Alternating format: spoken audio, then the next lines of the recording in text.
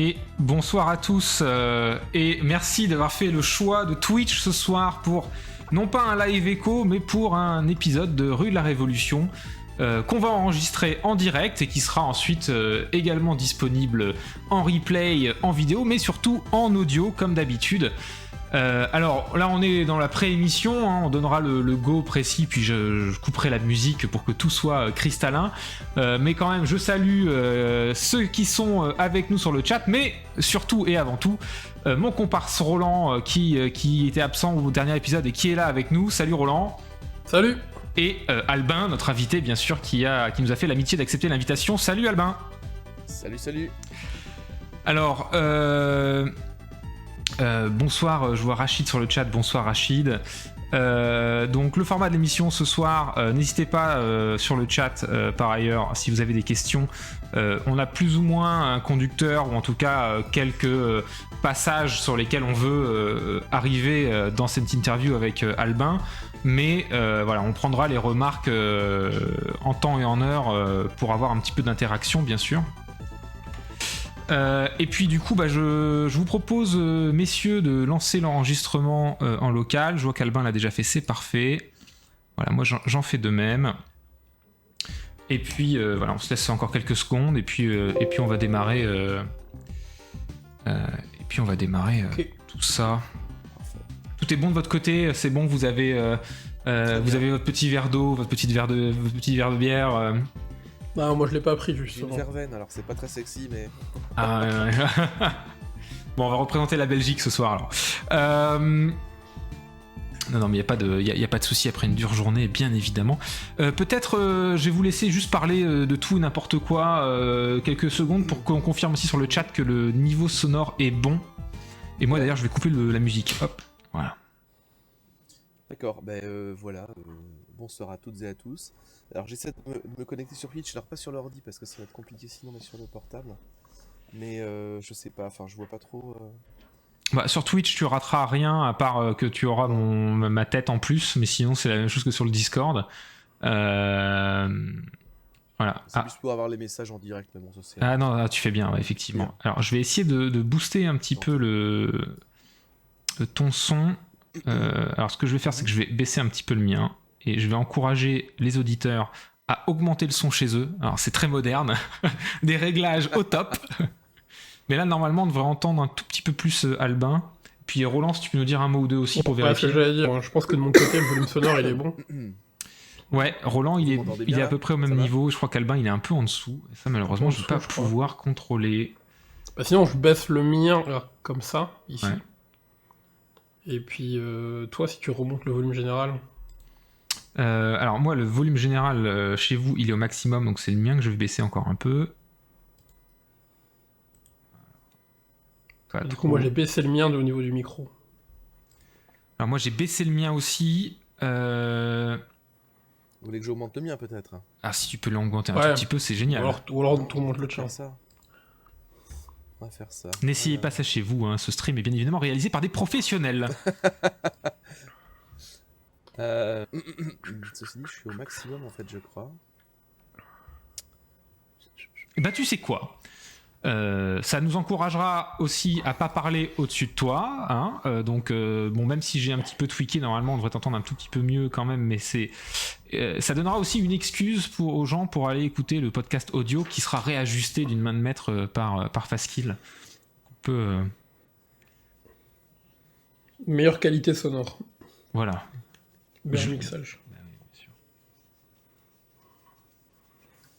Mais en tout cas, on t'entend distinctement, Albin. C'est vrai que ton niveau sonore est un petit peu en dessous, mais c'est distinct, donc ça ira. Hein. Ok, bon, je vais essayer de parler fort.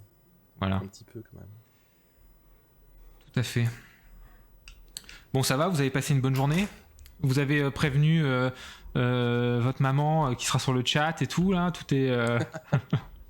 Bien sûr, toujours. Non, ça va. Moi, j'ai prévenu mes enfants en bas de pas faire trop de bruit. Alors d'ailleurs, une exclusivité pour les gens qui sont sur Twitch, hein, parce qu'à l'audio, bien sûr, on n'a pas l'image, mais cette fois-ci, on est sur Twitch, et donc c'est la première fois, alors que tu es un habitué de la chaîne, Roland, mais c'est la première fois qu'on t'a en vidéo sur cette chaîne quand même, un moment historique pour cet épisode 14. C'est vrai ça? Je crois bien que ce soit vrai. Les gens sur le chat me confirmeront, mais on a souvent entendu ta voix suave et sensuelle, mais rarement vu cette petite bouille d'ange en vidéo, donc c'est quand même voilà, à souligner. Ok. Et bah profitez-en, c'est peut-être la dernière fois. Donc faites des screenshots et compagnie.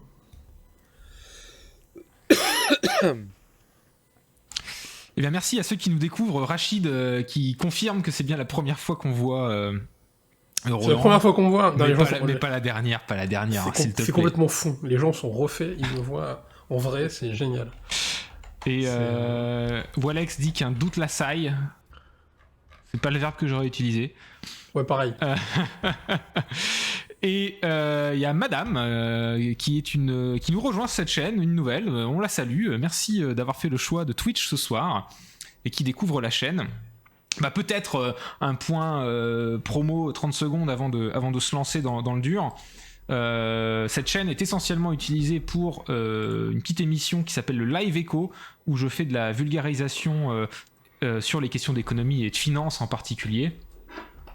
Un nouveau en l'occurrence, autant pour moi, Madame, c'est le pseudo qui prêtait à confusion, mais je vois bien au-delà des genres, rassurez-vous. Donc le Live Echo qui est un petit peu le business de cette chaîne, entre guillemets, pour parler finance et réagir à l'actualité. On a souvent des invités par ailleurs. Et puis au fur et à mesure, on a étendu un petit peu le panel des émissions en enregistrant certaines des émissions de podcast Rue de la Révolution, qui est un podcast audio d'habitude, mais qui de temps en temps on profite pour faire une petite aparté vidéo. Comme ce soir, donc un petit côté coulisses, et puis c'est l'occasion aussi comme ça d'avoir déjà un petit peu plus la pression du direct, et puis d'autre part d'avoir vos réactions sur le live. Bon, j'ai suffisamment parlé, le concept de l'émission, je pense que c'est l'émission 14, il est de toute façon plus ou moins connu, et puis quoi qu'il en soit, de toute façon pour la version audio, je ferai une petite capsule d'intro, donc je vais commencer tout de suite. Bonjour à tous, je salue d'abord Roland qui nous rejoint pour cet épisode, il a été absenté sur l'épisode précédent. Comment ça va Roland ? Ça va très bien, merci. Merci d'être là. Et bien évidemment, on salue notre invité, Albin Wagner. Comment ça va ? Ça va très bien, merci. Bonsoir. Merci Albin d'avoir accepté l'invitation. Alors je préfère aller directement dans le dur. Les gens l'ont sûrement vu sur la petite pub ou le petit lien d'annonce du podcast. On t'invite Albin Wagner aussi parce que tu as publié récemment un livre qui s'appelle EcoArchi et qui défend quelques thèses intéressantes sur lesquelles on va aller dans le détail, on va débattre un peu. Mais qui s'inscrit du coup dans une démarche aussi un peu plus globale sur le fait que tu y défends ta cause notamment pour la transition écologique et solidaire. Et puis avec ce titre un petit peu aguicheur, j'en ai pas honte de le dire, l'écologie est-elle soluble dans la démocratie ? Donc c'est un petit peu le sujet qui nous fera le gros de l'émission. Mais avant de rentrer dans le dur, c'est un classique de l'émission Rue de la Révolution. On essaie de s'intéresser un petit peu plus d'abord à la personne derrière la cause et son lien à la cause avant de traiter de la cause en tant que telle.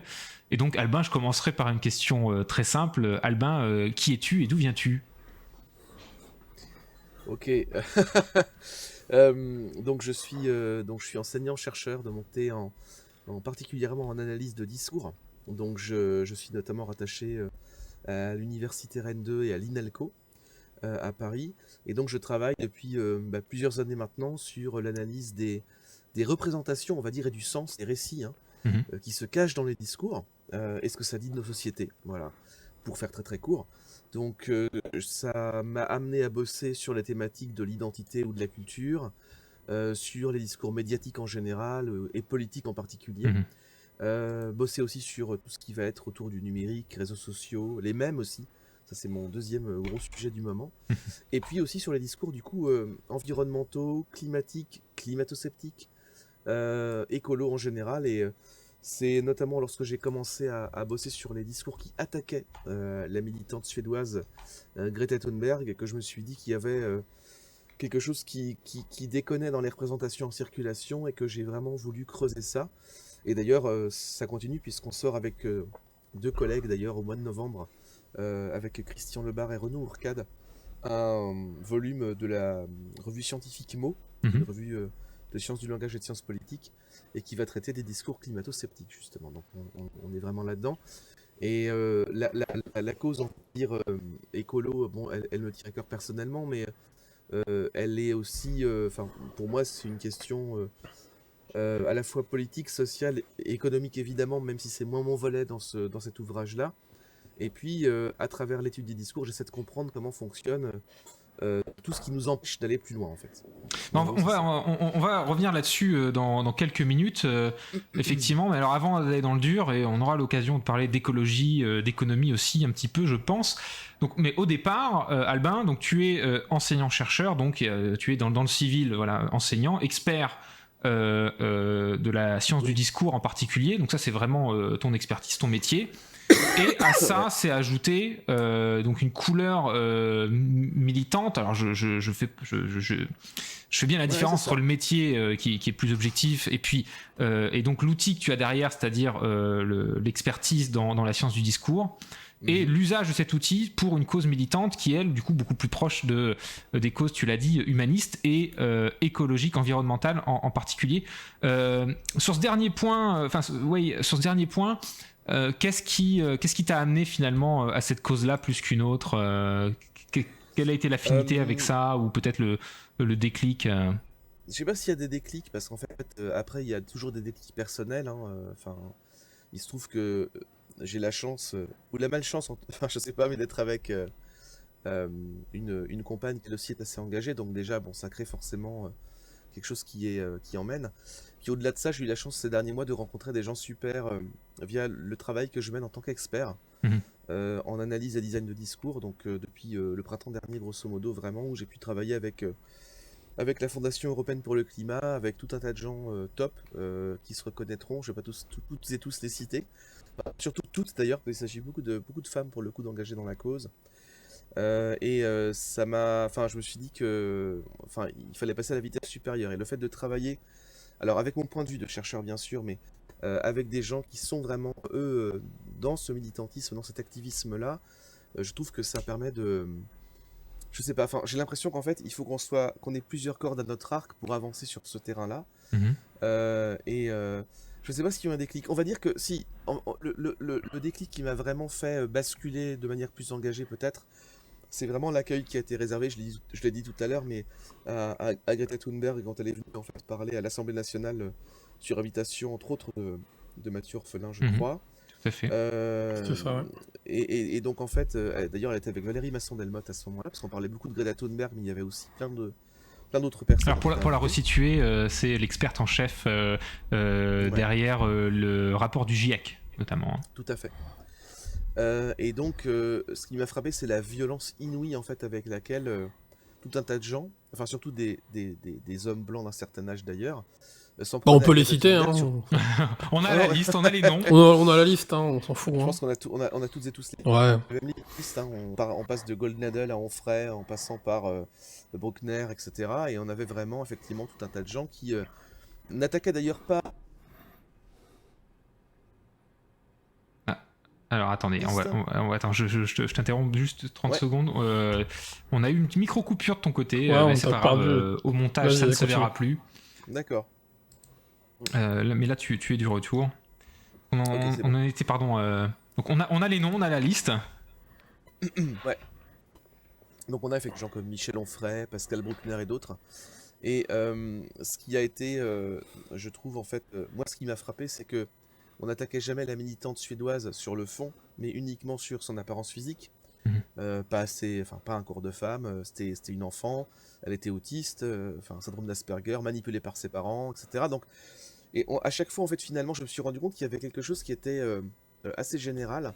À chaque fois que des militantes ou des militants, surtout des militantes d'ailleurs, s'engagent pour la cause climatique, elles ou ils, et surtout elles, ne sont jamais attaquées sur le fond, mais toujours sur la forme. Faut pas défendre le climat comme ça, faut pas faire telle action, faut pas en parler comme ci, etc., etc. Et là, ça me choquait, je me suis dit, j'aime pas dire le système, parce que ça va vraiment en sens de dire ça, mais le système sociopolitique en place qui est dominant actuellement, et économique, utilise vraiment, tout en sachant que la science, effectivement, est contre lui, mais trouve d'autres stratagèmes, en fait. Et ça m'a... je peux dire que ça m'a choqué, parce que c'est pas choquant quand on connaît les ressorts des choses, mais c'est ce qui m'a poussé, en fait, on va dire, vraiment à basculer en me disant, mais il faut... Enfin, on peut pas juste être assis, regarder ça, voir les rapports scientifiques s'empiler décennie après décennie, puis se dire, voilà, tant pis, quoi, ils ont rien compris... Enfin, c'est pas possible. Enfin, ça m'a... Mais Et le fait aussi d'avoir... ce qui me semble ressortir un petit peu de ce que tu me dis, parce que pour le coup, on va reparler d'écologie un peu plus en profondeur dans quelques instants, mais finalement, ce schéma-là, tu peux le retrouver sur d'autres sujets, notamment le féminisme. Ou sur la défense des minorités. Donc c'est plutôt ton attachement à la cause humaniste qui t'a fait arriver là-bas. Et à observer justement le phénomène un petit peu de bashing, de troll qu'il y a pu avoir vis-à-vis de Thunberg, comme par ailleurs on peut le retrouver chez pas mal de militants et de militantes en particulier, ça c'est clair. Mais je me permets du coup de faire ce lien aussi parce que tu t'exprimes sur la cause écolo, mais aussi pas mal justement sur les questions allons-y clairement, on peut parler d'islamo-gauchisme, de wokisme et toutes ces joyeusetés qui me fait peut-être te demander aussi, toujours dans l'optique d'où viens-tu, etc. Qu'est-ce qui t'a fait un petit peu aller vers ces sujets-là, et avec peut-être un lien tarte à la crème. Tu as plusieurs nationalités, et on avait le mois dernier une amie qui vit au Québec et qui est venue nous parler de féminisme et d'écoféminisme aussi, et qui disait que elle, son expérience hors de France lui a fait prendre conscience à quel point on pouvait parfois être conservateur ou avoir des comportements un peu prédateurs, ou un petit peu à l'ancienne, dirons-nous, sur certaines questions vis-à-vis des libertés et des minorités. Et je me demandais si toi aussi il y avait un peu de ça, ou si c'était complètement autre chose. Non, si, enfin, la France est un pays très conservateur d'une certaine façon, mais alors, il y a deux choses qui me font m'intéresser à tout ça. La première, c'est effectivement mon identité perso. Je suis né, j'ai grandi au Luxembourg, qui est un pays multilingue et pluriculturel pour des raisons à la fois géographiques et historiques, et de choix politiques du pays, faut être très clair, puisque vous avez une moitié de travailleurs étrangers sur le sol luxembourgeois, grosso modo, notamment dans les institutions européennes, bancaires et autres. Et donc j'ai aussi, en fait, donc ça c'est du côté de... Enfin, mon père est luxembourgeois et ma mère est franco-canadienne. Et j'ai hérité des trois nationalités, donc avec aussi un brassage qui reste très occidental, très clairement, mais plutôt des cultures nord-européennes ou anglo-saxonnes, avec des pays qui ont enfin le Canada par exemple, ou le Luxembourg, alors avec une exception pour le Québec, qui a encore une gestion différente du rapport à la diversité, mais avec des pays qui globalement ont une autre perception, peut-être en tout cas, de ce qu'est la diversité. Et je trouve, et en France, moi-même, quand je suis arrivé en France à l'âge de 12 ans, j'ai subi, et j'avais la chance, encore une fois, d'être blanc, donc mais j'ai subi clairement des formes de xénophobie, en fait, primaire, quoi, parce que j'étais dans un autre pays, tout simplement.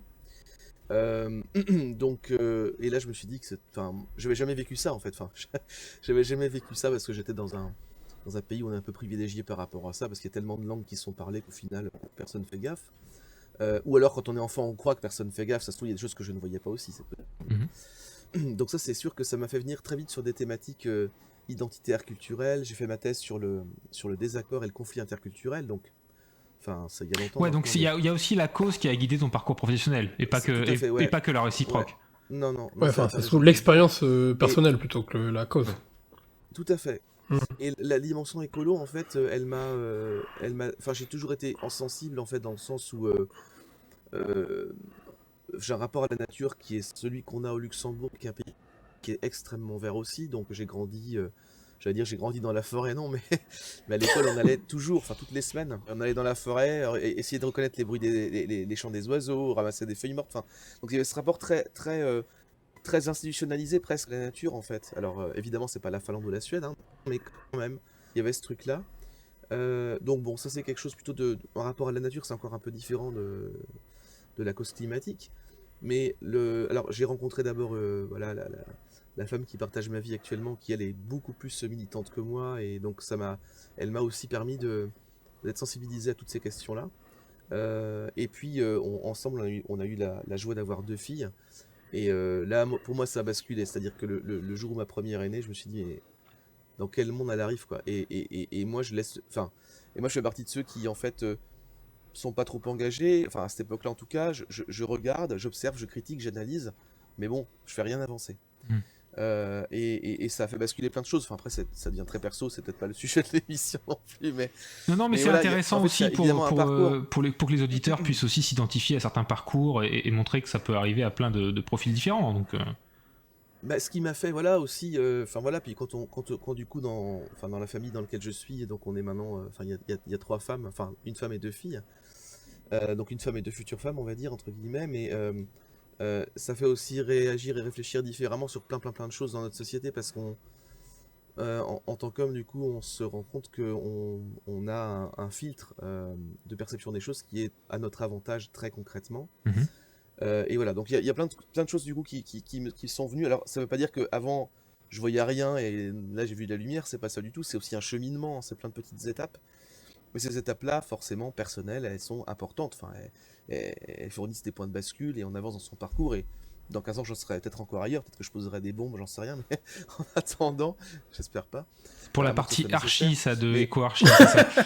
c'est Le ça, côté voilà. anarchie. Mais en attendant, voilà, je pense que c'est un cheminement. Et d'ailleurs, et ça, je tiens à le souligner puisque j'ai eu l'occasion de le faire, mais on a toutes et tous, et c'est un problème de Twitter aussi, par exemple, c'est que souvent on va aller regarder ce que les gens ont dit il y a 2-3 ans en disant ah, mais là tu dis ça, mais il y a 2-3 ans tu disais exactement Mhm. l'inverse. Bah oui, on évolue tous. Et je pense qu'il faut aussi avoir cette sensibilité à la vulnérabilité humaine, de se dire bah, on a des changements qui animent notre vie, on évolue. Alors, pas assez vite, ça c'est sûr et certain. Il faudrait des évolutions beaucoup plus rapides sur plein de sujets, y compris l'écologie, surtout l'écologie d'ailleurs. Mais je pense qu'effectivement, il faut pouvoir se donner les conditions aussi d'un changement qui soit systémique et en rhizome, si effectivement chacun arrive dans sa vie à ces points de bascule-là et à pouvoir vivre des choses qui vont lui faire dire ok, je passe à autre chose. Et ça passe par l'expérientiel, ça. Pour moi, c'est hyper important. L'expérience de la relation à l'autre, l'expérience de la nature, l'expérience de, je sais pas, moi, enfin, il y a plein d'éléments. Et ça, c'est aussi important. Et c'est ce qui manque peut-être, mais on va en reparler sans doute, mais par rapport à tout ce qu'on a maintenant, par rapport à l'écologie, c'est qu'on nous balance des chiffres. Et quand je dis ça, je salue évidemment le travail des scientifiques qui, semaine après semaine, font des études sur tout un tas de domaines pour le climat. Mais tout ça est transformé en chiffres rationnels, alors qu'en face, on a un camp conservateur qui s'en fout des chiffres et qui raconte des histoires. Pas des histoires vraies, mais des histoires qui touchent les gens. Et pour l'instant, on manque d'un narratif écolo qui va toucher les gens un peu différemment, sur un côté expérientiel, peut-être un peu sensible. Et là, c'est à construire, à mon avis, aussi. Mais on va revenir sur les questions d'altérité parce qu'il est évident que cette question-là est centrale aussi quand on met déjà dès le titre la question soit d'éco-archie, soit de démocratie. Évidemment, le rapport à l'altérité. Et puis, tu fais référence aussi, et on a pu en parler beaucoup aussi dans les épisodes précédents, de cette bataille culturelle et que finalement, bon, une pensée purement rationnelle, chiffrée, détaillée, ne suffit pas forcément pour avoir gain de cause et parfois d'ailleurs, et peu de choses face au mensonge ou face à ce qui peut être un peu viscéral. Tu évoquais Twitter, avant de retourner dans le fond, Ouais. peut-être faire une dernière question en ce qui me concerne sur la forme.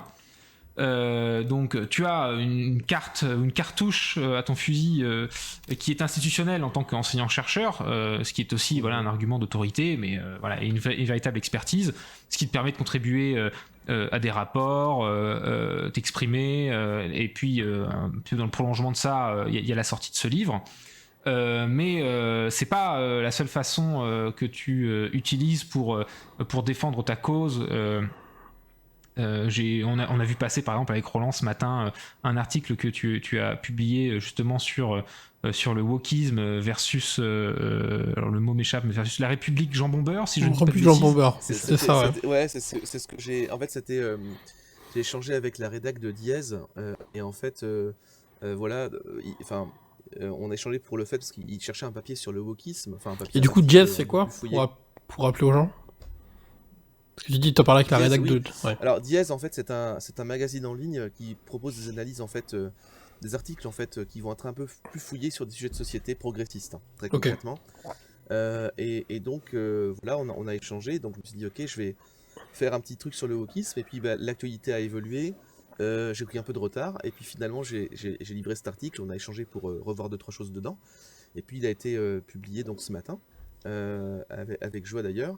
Effectivement, c'est en réfléchissant sur le wokisme, je me suis dit, en fait, en face, on a les tenants de ce que moi j'appelle, maintenant, du coup, et je vais essayer de le faire plus souvent, la République du jambon beurre, quoi. C'est-à-dire des gens qui vont défendre tout simplement quelque chose qui a toujours été là. Dans une Comme à version, l'époque des apéros pinard saucisson, quoi. J'ai Ouais. bah, il y a l'impression, un côté comme ça, je vais ouais. révéler mon âge en disant ça, mais parce que j'ai l'impression que ça date un peu plus que ce que je veux bien Bah, admettre. Non, ça date pas tant que ça. Hein. Ça existe encore ça date aujourd'hui. pas tant que ça, ouais. Non, mais là, c'est l'idée de dire, on a des gens en fait qui sont en face, qui ont une espèce d'idée de la France qui est, et surtout des principes républicains qui sont, enfin, ils imaginent que parce que on va dire que ces principes existent et qu'on les martèle sans arrêt, ça va changer la réalité. C'est tout le piège du discours performatif. Ben, si je dis qu'il y a de l'égalité, ben en fait, il y en aura sur le terrain parce que j'ai décidé qu'il y en aurait. C'est toute la stratégie de Manuel Valls quand il était Premier ministre. Et en fait, c'est ce qui m'a conduit à utiliser cette petite image sympathique du jambon beurre. C'est-à-dire que c'est le truc qui existe dans toutes les gares, qui est partout, qui est emblématique de la fast-food low cost à la française, que personne n'apprécie véritablement, mais qui voudrait surtout pas enlever. Enfin, et donc il y a ce truc un petit peu, voilà, enfin j'ai utilisé cette image-là un peu pour être taquin d'abord, et puis en même temps pour essayer de désigner quelque chose, de cette forme de conservatisme républicaniste.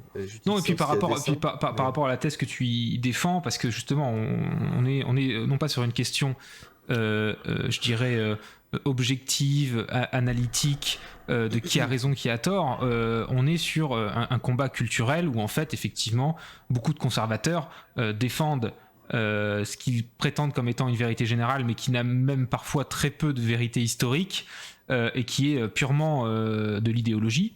Et du coup, c'est pas moi qui vais te faire la leçon, c'est toi l'expert de la science du discours, mais on voit bien qu'on cherche du coup à antagoniser.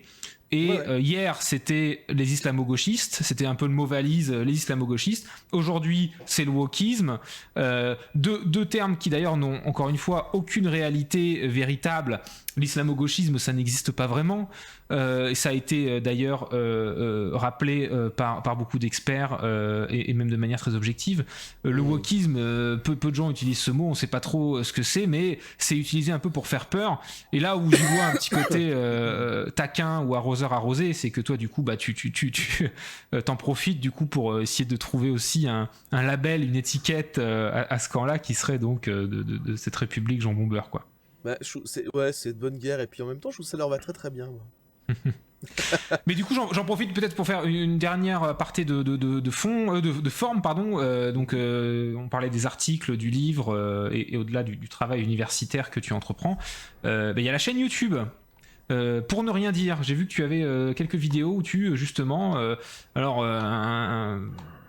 parce que c'est le plus connu, il faut le citer, mais un peu à la manière de Reka, quelque part, tu proposes un truc bien ficelé, bien monté, contrairement d'ailleurs à mes lives qui, eux, sont plutôt sans filet et dans les conditions du direct, voire en direct. Donc c'est sympa d'avoir aussi une production comme ça un peu plus bossée. Enfin, c'est du boulot aussi, hein, mais sur le format, ça rend pas pareil. Bah, pour l'instant, c'est 2 vidéos, hein, donc c'est vraiment, et il y en a une sur l'islamo-gauchisme, une sur le greenwashing et l'écolo-bashing, et c'est avec un copain, Benoît, que je salue au passage s'il est dans les parages, qui m'a proposé, qui lui est vidéaste, pour le coup est graphiste, et qui m'a dit, bah tiens, peut-être qu'on pourrait faire des trucs, et voilà. Et il faut qu'on en fasse une 3e d'ailleurs, mais le temps passe vite, il faut vraiment qu'on continue à en faire d'autres. On comprend, on a le même problème. C'est clair, mais en tout cas, pour celles et ceux qui seraient intéressés d'y jeter un œil, ça s'appelle Pour ne rien dire, Albin Wagner. Tiens, je vais mettre le lien dans le chat, comme ça aura plus. Oh là là, magnifique. C'est parfait. Voilà. Ça, c'est la technologie, ça. Tu as gagné un follower ce matin, par ailleurs. Super, je suis ravi. Mais j'en profite pour rappeler évidemment que toutes les retransmissions de nos lives et les émissions sont également disponibles sur ma chaîne YouTube pour le coup, et donc voilà, peut-être pour ceux qui nous regardent du coup en différé, on les embrasse. Salut YouTube. Et donc on arrive à ce livre, Albin, Éco-Archi, aux éditions du Croquant. Alors, je vais commencer par quelque chose qui va peut-être pas sembler très flatteur, mais c'est pas avilissant de le dire, je pense. Ce livre, c'est avant tout une grosse compilation, voire presque un catalogue de beaucoup de choses qu'on sait déjà. Il y a une vraie bibliographie, un travail de literature review, comme on dit dans les milieux universitaires anglo-saxons. Beaucoup de références, beaucoup de citations. Donc je sais que voilà, présenter ça comme un catalogue, c'est pas très flatteur, mais c'est un excellent catalogue. Et vraiment, déjà, quand on s'intéresse au sujet, d'avoir comme ça pas mal de références à disposition qui sont quand même éditorialisées, il y a quand même du fond, évidemment, derrière. Mais déjà, voilà, je trouve que ça peut paraître être une critique un peu vache, mais je pense que si on le prend comme tel, en fait, c'est plutôt un excellent catalogue et beaucoup de références. Et ce qui est intéressant du coup de voir un petit peu ce côté catalogue, c'est de se rendre compte que on parle de choses qui commencent un peu à dater aussi. C'est-à-dire que cette prise de conscience écologique culturellement, on commence à y venir, on en parle de plus en plus, mais les premiers rapports du GIEC, les premiers modèles, je pense notamment aux gens du MIT avec Word 3 ou ce genre de choses, ça date, et ça date pas d'il y a 20 ans, on parle plus ça date d'il y a 50 ans. Donc cette prise de conscience-là, elle est quand même assez lointaine, et de se dire que bon, certaines choses ont changé, mais que la trajectoire globale est quand même toujours mauvaise et participe activement au dérèglement climatique. Donc il y a peut-être déjà un premier constat qui est un peu fataliste, quoi. C'est-à-dire que on a tellement de ressources bibliographiques là-dedans que se dire ouais, en 2021 on en est encore là, quoi. Est-ce que t'as pas eu un petit peu cette déprime là quand t'as commencé à creuser tous ces papiers? Oh, mais moi je suis tout le temps déprimé, donc c'est pas un problème.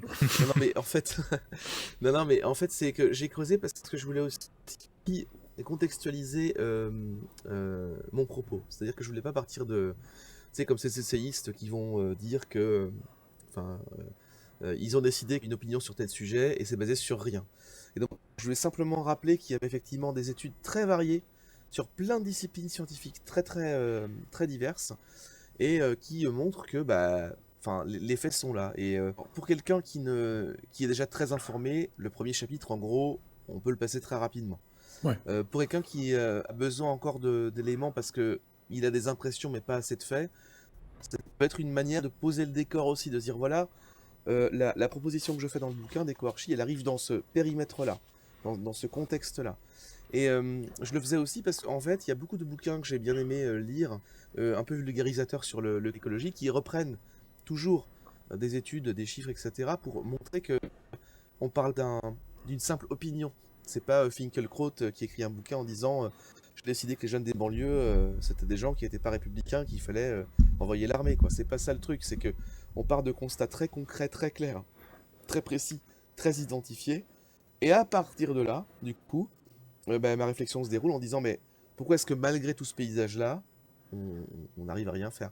Mais c'est vrai qu'il y a un aspect un petit peu catalogue volontaire, enfin, et puis aussi des choses qu'on a discuté d'ailleurs avec l'éditeur, puisque j'ai eu la chance, enfin je les salue vraiment parce que les éditions du Croquant sont une maison d'édition vraiment géniale, enfin avec j'ai l'impression jusque-là en tout cas d'être vraiment compris dans mon propos, et ça tient notamment à la personnalité, je pense, d'Arnaud Saint-Martin, qui a beaucoup accompagné l'édition de l'ouvrage. On a beaucoup dialogué, qui est sociologue, Arnaud, qu'on entend notamment en ce moment sur tout ce qui est conquête spatiale et et tourisme spatial, entre autres.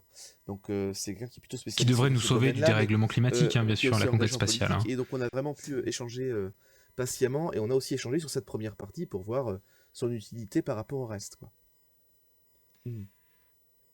Et non, mais je sais pas si on a un petit décalage, mais je crois qu'on a. Tu nous entends toujours bien, Albin, ou... Oui, je vous entends très bien. Ok. Ouais.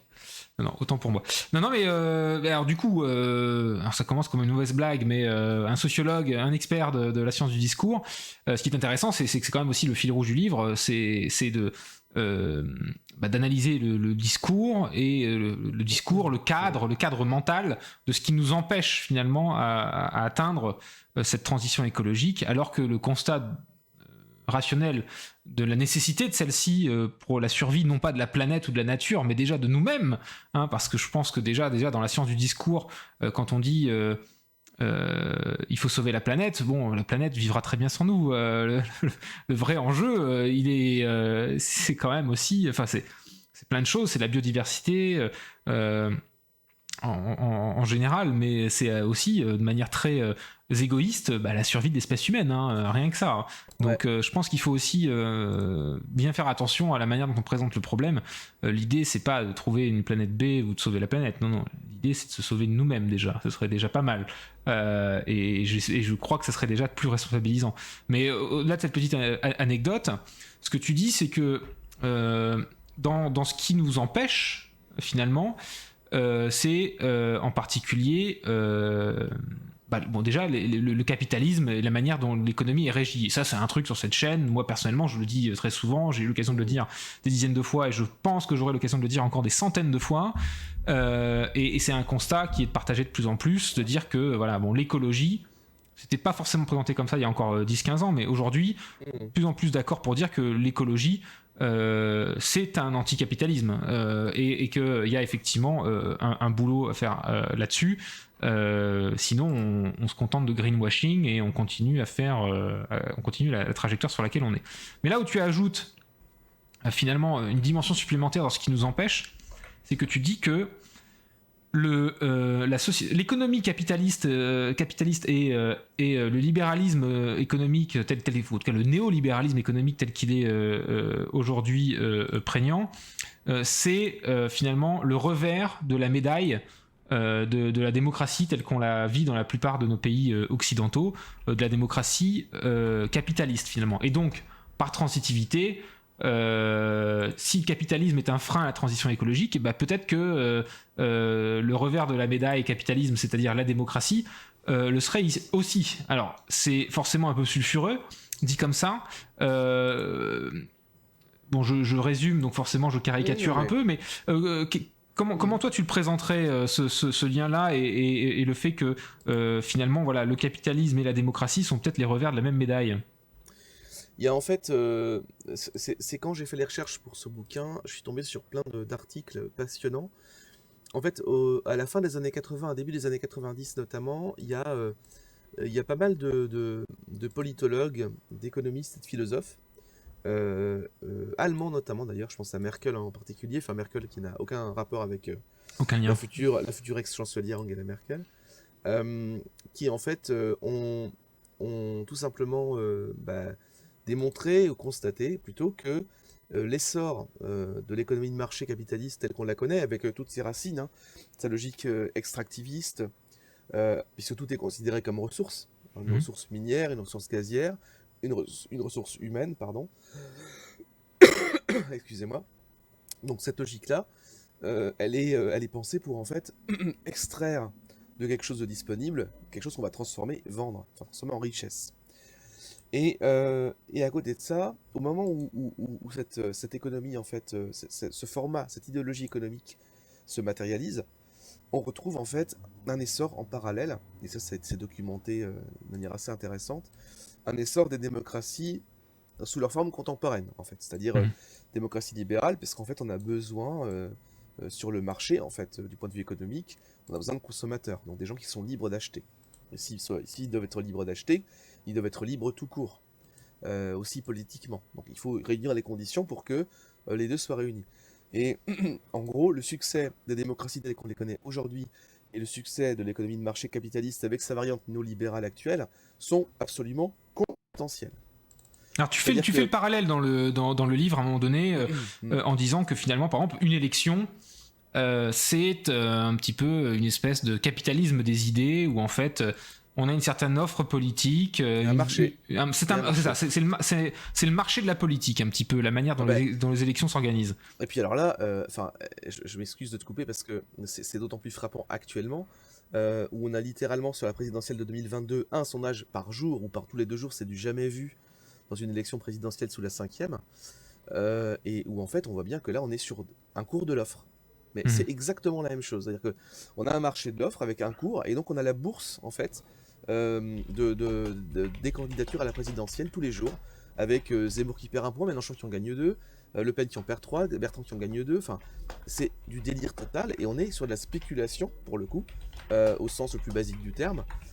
Spéculation, en fait, c'est même pas politique d'ailleurs, parce qu'on est au-delà de ça. Mais on est effectivement là-dedans. Et d'ailleurs, j'essaie aussi de. Enfin, je constate aussi que. Enfin, je suis pas le seul, parce que je convoque aussi d'autres auteurs, que en fait, finalement, on peut avoir une économie de marché sans démocratie, pardon.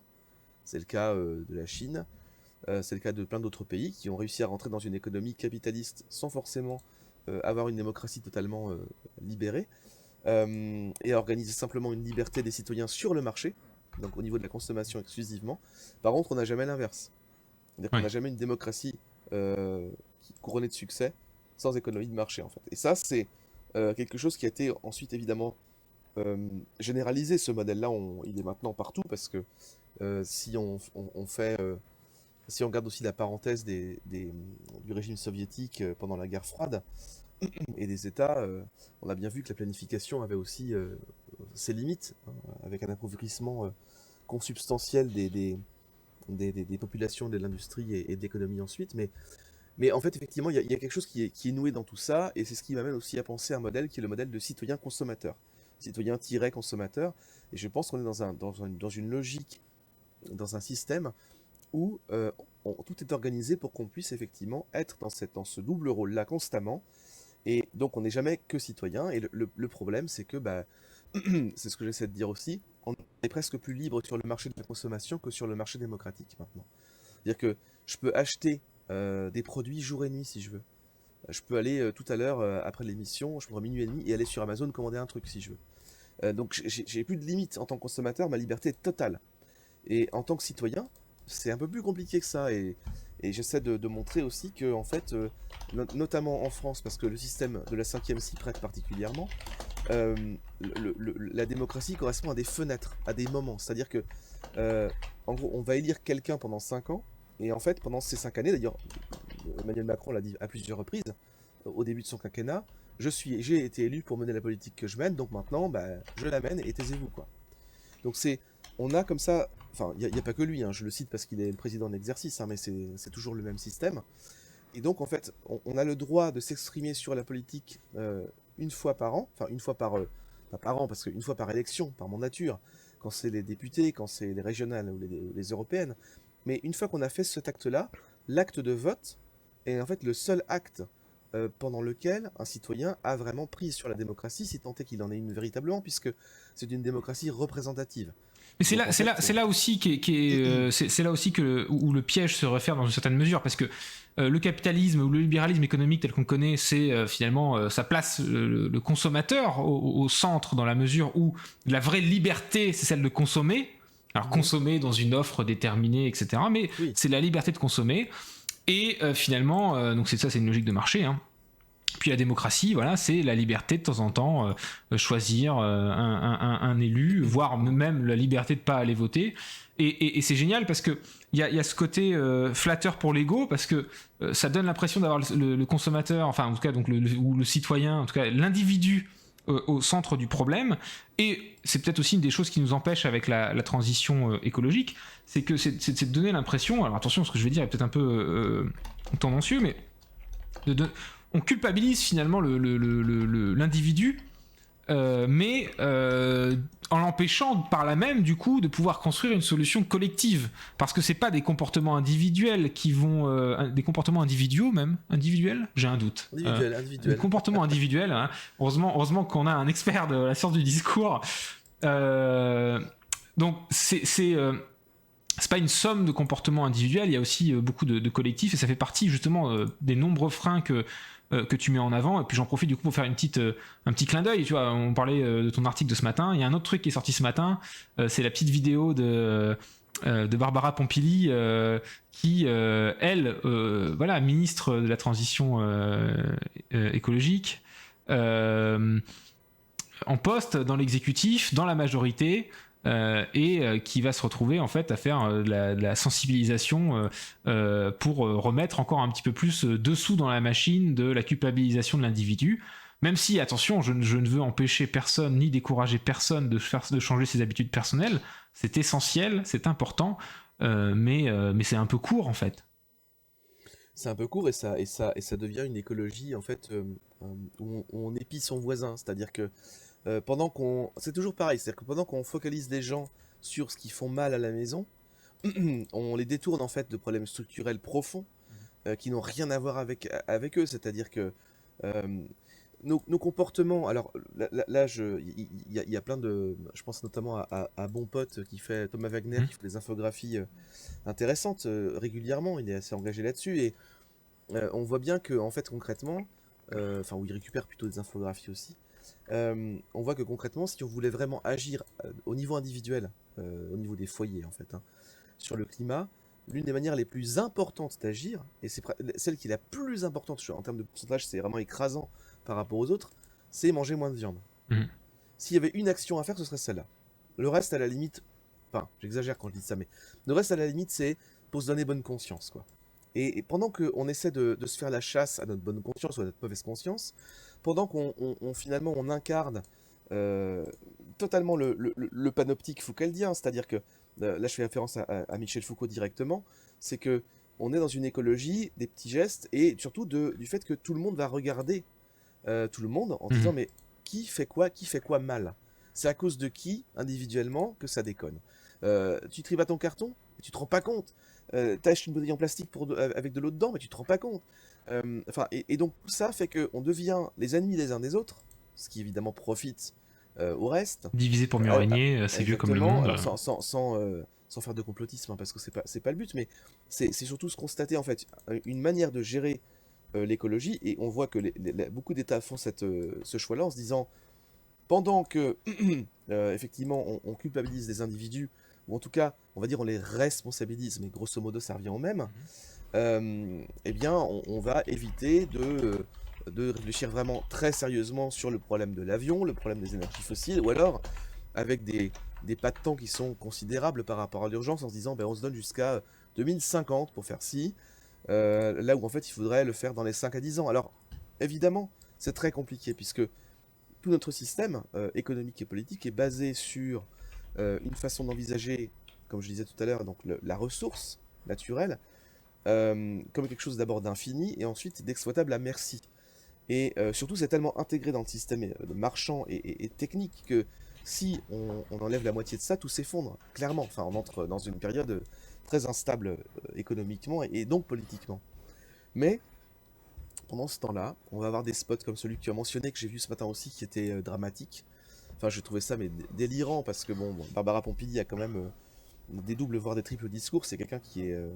c'est un véritable caméléon politique. Elle a commencé chez les Verts, surtout. Mais comme quoi, ça finit toujours mal, quoi. Ouais.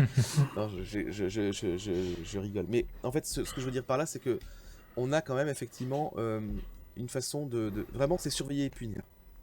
Je reprends Foucault, c'est vraiment ça, c'est-à-dire que les gens vont se regarder les uns les autres pour se focaliser sur les micro-gestes du voisin, du fils, de la cousine, de la mère, etc.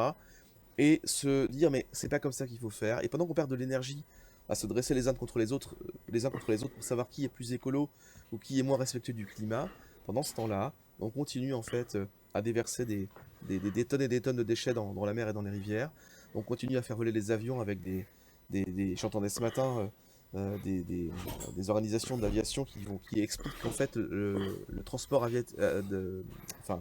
transport aérien, je vais y arriver, transport aérien va exploser dans les années à venir, qu'il y aura encore plus de demandes. Enfin, c'est tout ce qu'on peut faire pour appuyer sur le champignon et aller dans le mur, on le fait. Et pendant ce temps-là, nous, on essaie de savoir qui fait son pain, qui fait ses yaourts, qui fait son carton, qui a un composteur chez lui, quoi. Enfin, mais à l'inverse, parce que autant là-dessus, je suis tout à fait convaincu, comme tu l'es, de ce côté vraiment pervers. Mais est-ce que la contraposée, malheureusement, c'est pas du coup de sombrer dans le fait que l'action individuelle est complètement inutile et de sombrer dans un fatalisme C'est-à-dire que si les petits gestes du quotidien sont importants mais pas suffisants, qu'est-ce que je peux faire moi en tant que citoyen? Quelle réponse à notre échelle de citoyen? En fait, la réponse, c'est ce que j'essaie de proposer finalement dans la question de l'éco-archie. La réponse, c'est évidemment un militantisme qui va aller au-delà des éco-gestes. Ça ne veut pas dire qu'il ne faut pas les faire. C'est pas ça que je suis en train de dire, évidemment, mais que c'est un pourcentage infime par rapport à ce qu'on devrait évidemment Bien faire. sûr. Par exemple, là, je suis dans un hôtel, je suis au Havre, donc voilà, je vous explique un peu, je vous raconte ma vie, mais j'ai ici devant moi, ça fait un peu émission de télé, j'ai ici devant moi une bouteille d'eau, d'accord, qui est fournie du coup dans les... Bon, ils y sont pour rien, enfin ici, ils le décident de le faire. Bouteille d'eau qui est fournie donc dans les chambres de cet hôtel qui est au demeurant très charmant. Ça, quand on achète en fait une bouteille d'eau, on achète en fait du plastique. Bien sûr. Uniquement du plastique, hein. Et le coût de mise en bouteille de l'eau dans le plastique, puisque c'est des sources qui sont pompées en fait, hein. On n'achète pas l'eau. Les fabricants en fait de bouteilles d'eau sont des fabricants de plastique, uniquement. C'est quand même délirant quand on y pense. Mais en fait, ça, tant que ça c'est pas interdit typiquement, et que c'est sur le marché, puisqu'on est toujours dans un modèle de citoyen consommateur, on peut rien faire. En revanche, évidemment, on peut faire des actions, faire du lobbying, montrer que, et mettre la pression en fait. Et je pense que c'est ce que font toutes les assos militantes que je côtoie de près ou de loin, c'est d'une certaine façon mettre la pression, mais la difficulté, c'est qu'on on est dans un combat de David contre Goliath, quoi. Mhm. Totalement. C'est-à-dire que mettre la pression, c'est gentil, mais en même temps, du coup, on va faire peur à des gens qui pourraient être de notre côté, qui vont se dire, oh là, les écolos, c'est des extrémistes, les fameux Khmer verts, hein. Donc en fait, c'est des gens qui À veulent tout rajouter à la régenter, liste des islamo-gauchistes et voilà. des woke. Ou des SJW, puisqu'on parlait il y C'est a vrai, 3 ans, les on parlait des social SJW. justice Justice warriors. Warrior. Tous, voilà. On les Et en embrasse. fait, on les embrasse d'ailleurs, ça nous écoute, mais tout est vraiment dans cette dynamique-là. Et bon, ça me... Ce que je veux dire par là, c'est qu'au fond, il faut trouver un moyen de raconter, de donner envie au fait, aux gens d'aller vers une écologie. Alors pas une écologie du bonheur, parce que concrètement, faut pas non plus être délirant dans l'autre sens, mais de montrer on peut construire autre chose. Alors c'est très compliqué à faire, parce que ça veut dire qu'il faut... euh, je suis désolé, hein, ça va être un peu extrême, mais j'assume ça, un peu renverser ce système en fait, mais totalement. Avec tout ce qui comporte de logique délirante. Je me permets juste une parenthèse que je referme tout de suite. À partir du moment où tu fais le constat que pour réussir la transition écologique, il faut être anticapitaliste et qu'en plus de ça, il y a l'air d'avoir des problèmes avec la démocratie, autant dire qu'il faut tout refaire du sol au plafond. Enfin, la tâche est lourde. La tâche est lourde. On peut essayer de s'y mettre à 3, mais ça va être compliqué. Ou alors on estime qu'il y a des endroits où il n'y a pas de capitalisme, où il y a un autre modèle une brèche, quoi. plus évolué que la démocratie, ce qui n'est pas le cas, quoi. Donc Ouais. forcément, En fait, il y a des petites choses. C'est-à-dire qu'il y a des petites... pour paraphraser Jean-Pierre Raffarin, qui était un grand homme d'État français, la route est droite, mais la pente est forte. Bien sûr.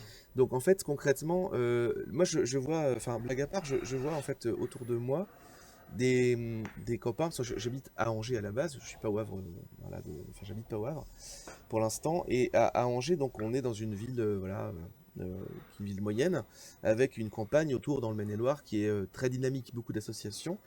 Et ce qui se passe, c'est qu'au final, vous avez, moi j'ai des amis, plein d'amis, qui se retrouvent en fait dans cette logique de c'est la merde, enfin grosso modo, je schématise, hein.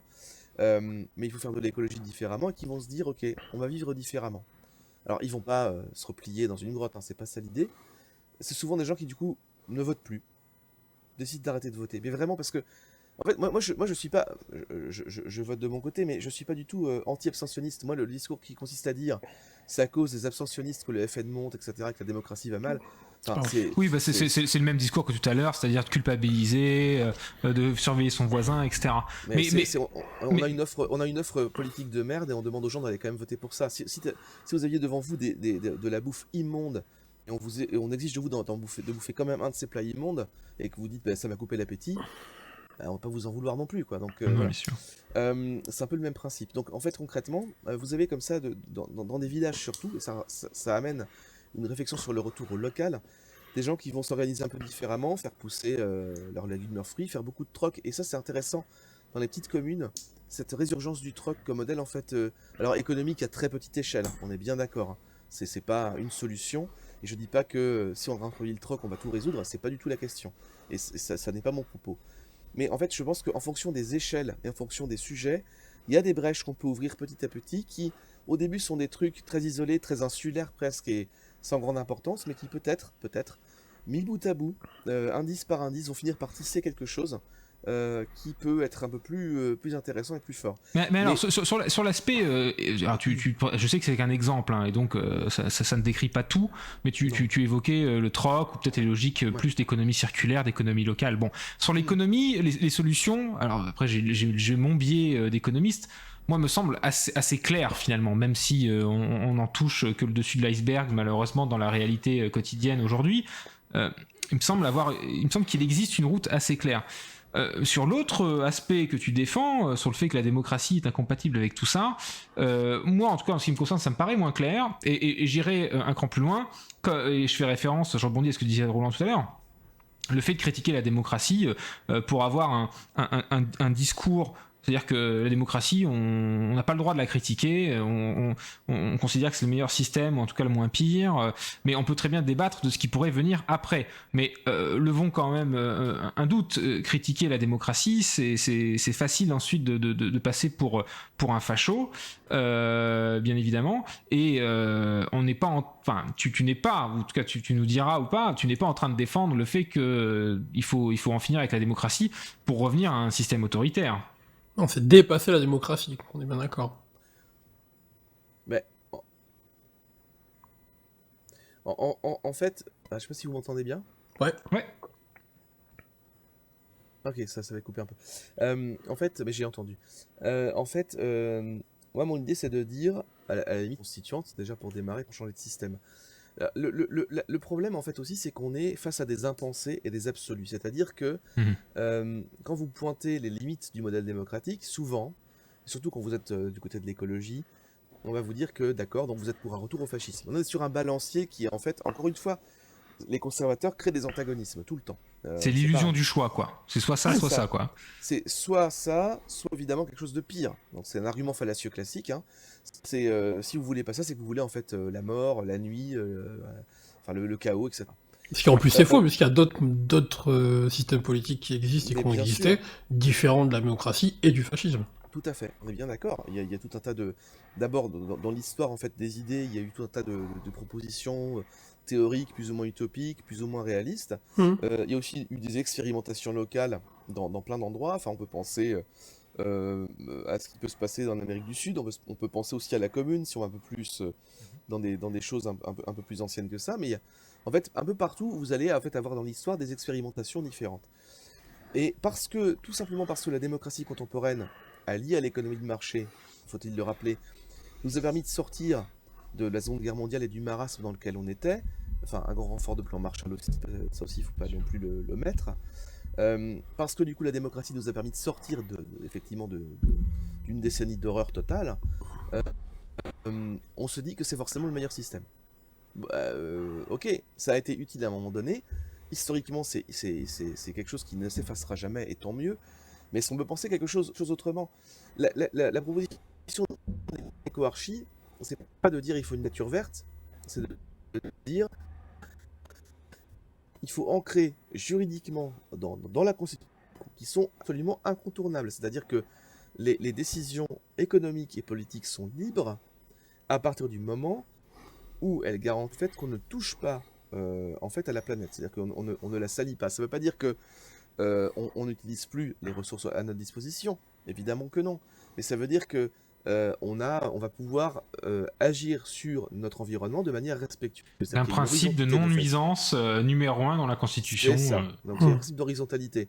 Et c'est tout le principe justement aussi de la question du vivant. Quand tu dis raison de le dire, en fait, on dit souvent il faut sauver la planète. Je suis le premier à le dire par raccourci. En fait, la planète, elle s'en fout. Hein. Enfin, concrètement, la planète en tant qu'entité astro-géophysique, je sais pas ce que vous voulez, en tant qu'entité, elle poursuivra sa course jusqu'à disparaître, puisque c'est son destin en fait en tant qu'astre. mais en fait, en tant que corps céleste. Mais en fait, c'est le vivant qu'il faut préserver.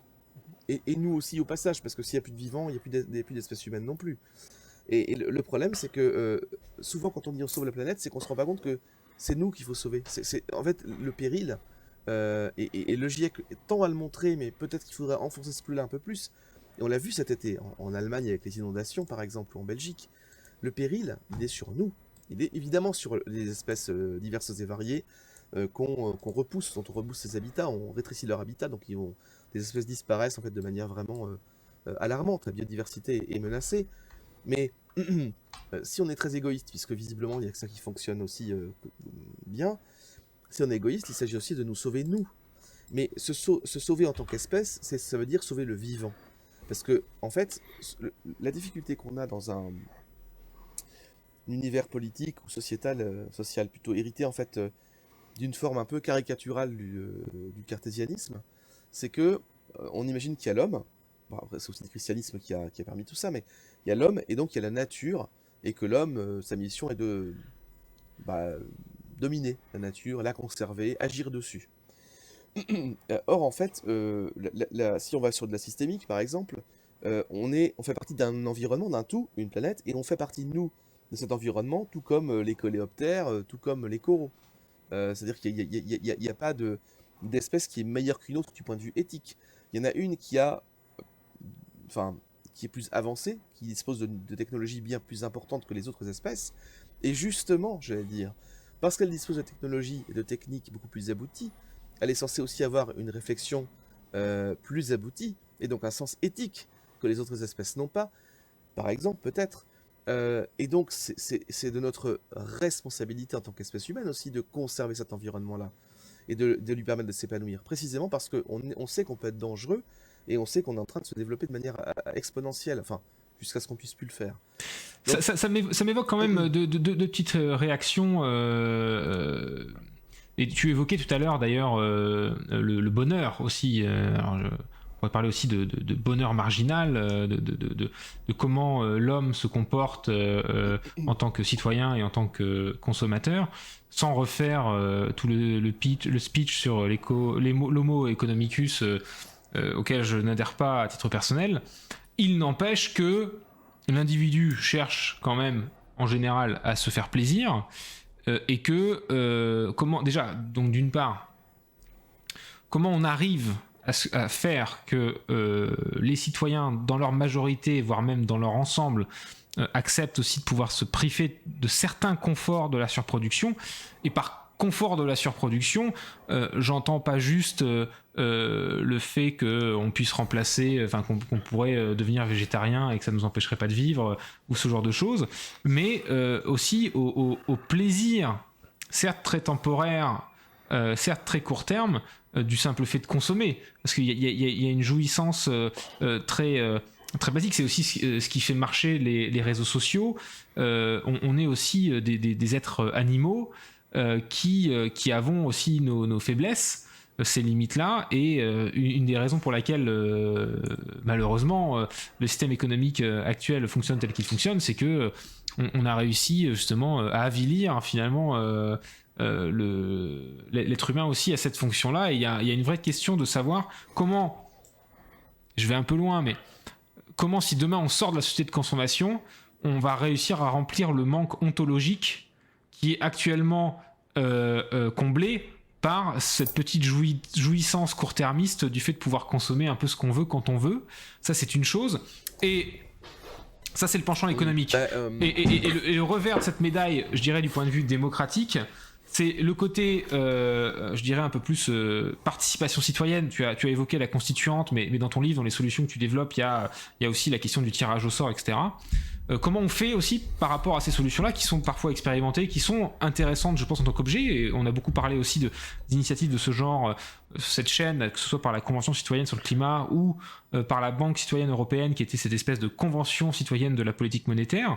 Même si c'est des initiatives salutaires, est-ce que, à l'inverse, le tirage au sort et ces choses-là, c'est pas aussi la mort du choix politique, qu'on se retrouve aussi à gouverner justement à très court terme sur cette paix aussi, un petit peu de jouissance immédiate. Et c'est parce que tu fais le parallèle entre capitalisme et démocratie que je fais ce parallèle entre l'homo economicus et finalement aussi le tirage au sort.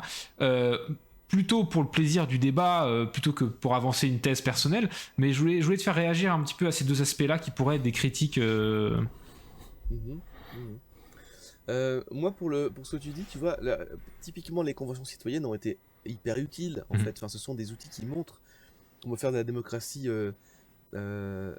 conventionnelle, pour reprendre le terme convention, ou directe. Mais après, la difficulté, c'est que on a vu comment Emmanuel Macron et son gouvernement ont finalement repoussé une énorme partie des propositions parce qu'elles ne correspondaient pas à leur cadre idéologique. Donc, ça veut dire aussi que, justement, quand on donne la parole aux citoyens, aux citoyennes et qu'on leur permet de s'informer, eh ben, il se passe des choses super. Et ils font des recommandations tout à fait sensées.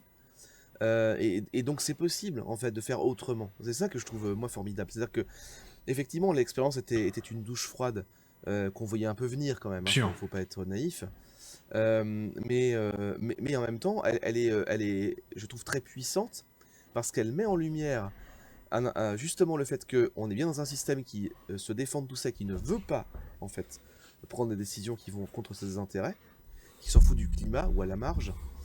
Et à côté de ça, on est dans aussi un système où les citoyennes et les citoyens sont capables, en étant informés et éclairés, de proposer des choses très construites, très structurées, avec beaucoup de bon sens, enfin, même si le terme de bon sens n'est pas forcément le meilleur, mais avec beaucoup enfin, de sens de l'observation, et que ça peut fonctionner. Et ça m'amène justement au fait que, par rapport à cette notion de citoyen au centre, on est habitué à... Enfin, tu parlais de plaisir, ou de jouissance, parce qu'on peut carrément parler de jouissance. C'est quoi, c'est quoi les petits plaisirs qu'on a dans la vie, en fait? Enfin, au bout d'un moment, si vous, si vous gueulez parce que vous n'êtes pas content, parce que en fait, votre bouffe en fait, taille, elle va pas arriver assez vite parce qu'il n'y a plus de livreur Uber, si pour vous c'est ça un bonheur et ça un plaisir, bah ok. Si le fait de se dire, bah moi je vais pouvoir commander le nouvel iPhone via Amazon le plus rapidement possible, si en fait et c'est ça que je pointe moi aussi, si votre vie est si triste que le seul plaisir que vous ayez c'est ça, qui en plus est un plaisir coûteux, donc ça veut dire que votre vie est peut-être pas si triste que ça, ou en tout cas le niveau de vie que vous avez peut permettre d'autres types de plaisirs, moi je pense que on fait fausse route, c'est-à-dire que Oui, mais on est ça habitué autant à je suis d'accord avec certaines toi, autant on le fait pas Ouais, forcément de manière consciente. Hein. Ça peut être plus pervers on que est ça. bien Hein. d'accord.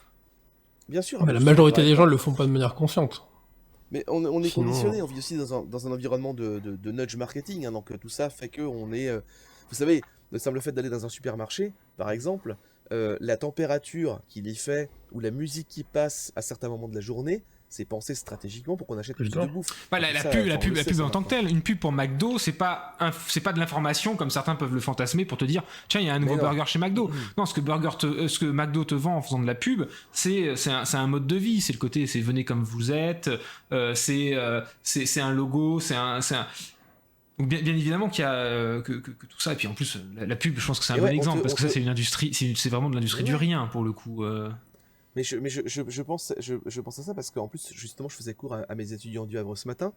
On avait un cours qui était sur la publicité, la propagande et l'image. Donc on était vraiment là-dedans Mhm. en plein, tu vois. Donc, et en fait, concrètement, une pub réussie, c'est une pub qui fait quoi? C'est une pub qui vend un récit, Mhm. enfin, qui accompagne en fait, qui te donne envie d'un acte d'achat parce que le récit te parle, la narration te parle, parce que tu vas adhérer aux valeurs d'Apple, parce qu'elles te vendent. Oui.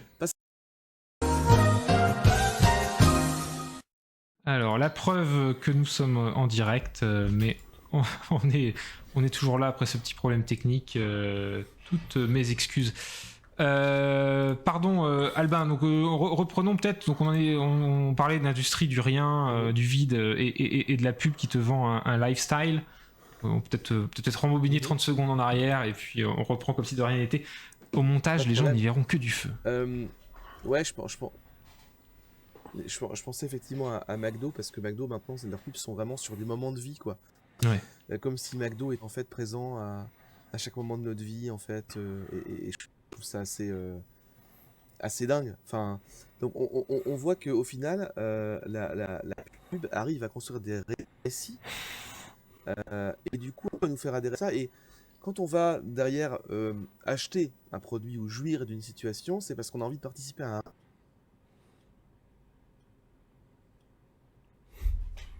heureux ou c'est malheureux justement, je sais pas, mais du coup, ça va jouer sur notre façon de nous représenter le plaisir et le bonheur. C'est quoi le plaisir, c'est quoi le bonheur dans l'absolu? Il y a rien de plus social par définition que le plaisir. Quand on voit des gens jouir de quelque chose, on a envie d'avoir cette chose-là. Parce que si on voit plein de différents jouir du même produit ou de la même situation, c'est aussi créer des besoins qu'on n'avait même pas initialement. Il y a des... J'ai grandi... Alors, là, ça fait vraiment vieux con, boomer ou tout ce que vous voulez, mais j'ai grandi en 1900, dans les années 80.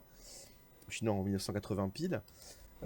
Et en fait, évidemment qu'au fur et à mesure que la société a évolué, ne serait-ce que technologiquement, on a créé des besoins, on a créé des produits, des choses dont on n'avait effectivement pas du tout idée, en fait.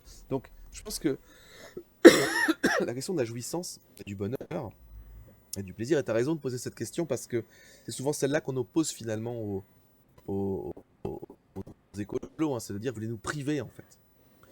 Qu'est-ce qu'il y a Bah, c'est un peu plus pervers que ça, parce que ceux qui critiquent les écolos en disant vous voulez nous priver, c'est plutôt ceux qui considèrent que c'est la liberté absolue, c'est presque idéologique. Oui. Alors qu'il y a un effet plus pervers de ça, c'est ceux qui sont des jouisseurs, mais sans s'en rendre compte en fait. Hein. C'est pas ceux qui revendiquent ça comme des gros beaufs, c'est ma liberté de conduire, machin. Non, là on parle vraiment de. Enfin, de toute façon, en tout cas de conduire un SUV, j'entends. Mais sur le côté. On peut être un peu victime aussi de cette envie de consommer ou victime du fait qu'effectivement une pub bien faite te vend un lifestyle et tu te retrouves complètement addict à ça sans vraiment l'avoir voulu parce que tu as été un peu piégé quoi. Est-ce que c'est pas justement là le fond du problème dans le sens où aujourd'hui, si je reprends tes termes dans nos démocraties capitalistes, on est justement arrivé au bout de cette idée. C'est-à-dire que justement, aujourd'hui, l'individu, il existe en tant que tel, tu vois, et qu'il est dans une société où justement, il a les moyens, enfin, en tout cas, on lui donne la possibilité de pouvoir accéder à différents moyens pour accomplir ses désirs. Je dis pas que c'est pour tout le monde, mais l'idée de la démocratie capitaliste, c'est que chacun puisse, entre guillemets, avoir la vie dont il a envie d'avoir. Et selon les modes de vie qu'il a envie d'avoir. Est-ce que justement, le fond du problème, il n'est pas là dans la question écologique, où, comme on ne met pas l'individu au centre de la question, comme dans une démocratie, mais que justement on met l'avenir de l'humanité, ou même d'une partie de la nature, comme étant ce qui doit driver nos décisions, est-ce que justement il n'est pas le problème que justement une bonne partie des individus aujourd'hui sont pas capables ou sont pas aptes à penser en termes d'avenir ou au-delà d'eux, plutôt que justement aller chez McDo ou aller en vacances à le côté. Les années de formatage quoi.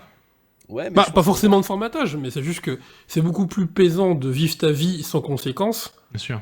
Aussi. Que de devoir la vivre en te disant que tu dois faire certaines choses et que tu dois te priver de certaines choses parce que faut qu'on puisse pouvoir vivre encore dans 200, 300 ans, quoi.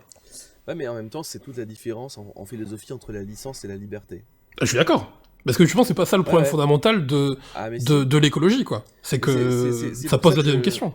C'est pour ça que j'essaie de proposer un nouveau triptyque, puisqu'on parle souvent par triptyque dans les démocraties. Nous, on a liberté, égalité, fraternité. Là, je propose dignité, équité, reconnaissance. Et la liberté, elle est engageante. C'est-à-dire que quand on est libre de faire quelque chose, on vit en société, donc ça a forcément un impact. Et on est toujours libre en regard de la liberté de l'autre. Alors, je reviens sur quelque chose de très basique, finalement, qui a été labouré par la philo pendant des siècles et des siècles, mais c'est quand même la question fondamentale, et tu as raison de la soulever. C'est en fait, au final, quand on organise toute la société sur le fait que tout revient à l'individu, l'individu responsable de ses choix de consommation, l'individu responsable de son plaisir, y compris le bonheur au travail. C'est-à-dire que si l'individu est malheureux au travail, bah, il faut qu'il fasse du sport, enfin, on attend des hyper performances partout et on hyper individualise tous les comportements, y compris et surtout ceux qui ont en fait une empreinte, enfin, qui ont un conditionnement fortement social, et Ouais. fortement collectif. Et ça veut dire effectivement qu'on doit sortir de ça. Donc il y a une culture un peu nouvelle, enfin totalement nouvelle à adopter. C'est la difficulté, hein. EcoArchi, son but, c'est pas de proposer un modèle clé en main, hein. Enfin, Mhm. ça, vous l'avez compris. Aussi pour Ouais. poser des questions, formuler des hypothèses, enfin, proposer des trucs un petit peu dérangeants par moment, parce que pour essayer un petit peu aussi de tester ça, parce que euh, je peux pas me résoudre à penser que le système dans lequel on vit est le plus abouti, ce n'est pas vrai, et que bah, on va devoir vivre avec et crever avec, quoi. C'est un peu ça qu'on nous promet quand même, concrètement. Et je pense qu'effectivement là-dessus, et c'est une vraie difficulté, c'est sortir finalement l'individu tout puissant, mais aussi tout responsable et tout coupable, hein, Mhm. de tout ça, et un peu quelque part l'alléger de tout ça. Alors ça veut pas dire qu'on retourne vers un modèle genre Allemagne de l'Est, hein. C'est pas Ah, ça voir le l'idée. modèle Amish, C'est de se Voir, dire, cher à Emmanuel Macron. voir le modèle encore un Amish. autre à ajouter à Ouais. la liste des woke et des. Euh, Je suis pas Eric Honecker, hein, mais simplement le truc c'est de dire on a des sources, des manières de pouvoir fonctionner aussi. Si on impliquait peut-être plus les citoyens dans la vie démocratique en tant que telle, peut-être qu'ils auraient moins aussi envie d'aller compenser sur le marché. Enfin, j'en sais rien quand je dis ça, je fais une hypothèse totalement sauvage. Mais il y a quelque chose peut-être à rééquilibrer parce que effectivement, euh, ce qu'on estime être de la jouissance pure et de la liberté, ça a des conséquences réelles dans la vie d'autres individus qui habitent très très loin de nous, ou parfois tout proche de nous d'ailleurs, et qui, pendant que nous on jouit enfin, d'une chose, eux ça les appauvrit. Enfin, quand on achète une paire de Nike, on Non. sait exactement ce qu'on fait. Et on a suffisamment de documentaires, d'informations, d'enquêtes pour savoir très exactement l'impact que ça a, cette paire de Nike, ne serait-ce que du point de vue social, je ne parle même pas d'écologie, du point de vue humanitaire déjà. Ne serait-ce que ça. Ouais, mais ça, le vrai problème, c'est qu'il y a, Là, il y a c'est des que... personnes qui peuvent penser que ça vaut quand même le coup. C'est là où c'est quand même Ouais, et en même temps, quand intéressant. je vous dis ça, donc quand je vous réponds ça, je suis en train de vous dire que les gens qui achètent des Nike, c'est de leur faute. Donc je retombe Ouais, dans c'est pareil. Ouais. le même piège. Non, non, mais Et le problème, ceci c'est que ce étant, parce que on paradigme-là, va, il faut qu'on réussisse à en sortir d'une certaine façon. Mhm. on s'oriente doucement vers la fin de l'émission, donc on va pas être exhaustif ce soir, et justement aussi pour inviter les gens à jeter un œil à ton livre EcoArchi. Mais la remarque de Roland m'en amène à peut-être, pour généraliser un peu, un système comme ça aussi qui remet justement le principe de ne pas nuire au cœur, qui en finit avec cette jouissance matérielle de la société de consommation, etc. Est-ce que c'est pas un peu naïf, je me fais l'avocat du diable, hein, bien sûr, pour le plaisir du débat, est-ce que c'est pas un peu naïf quand même de proposer un tel système sans être dans la logique du voisin coupable, etc., mais sans un minimum de moyens coercitifs quand même, qui est aussi souvent, tu parlais de triptyque tout à l'heure, bon, la coercition c'est quand même un des piliers du contrat social, quoi. Donc comment on fait? Ben, effectivement, il faut des lois, hein. Mais en fait, ce qui est génial, c'est que quelque part, quand on regarde bien, euh, quand les opposants, enfin, je te dis pas quand tu dis ça, parce que c'est une vraie question que tu poses, hein. Quand les opposants aux mesures écologistes, ou écologiques d'ailleurs tout simplement, se manifestent, c'est pour dire, mais vous allez nous empêcher en fait de vivre, vous allez nous obliger à faire Ouais. enfin, nous retirer en fait des droits. On retire des cordons bleus ultra transformés, dégueulasses des cantines de nos enfants.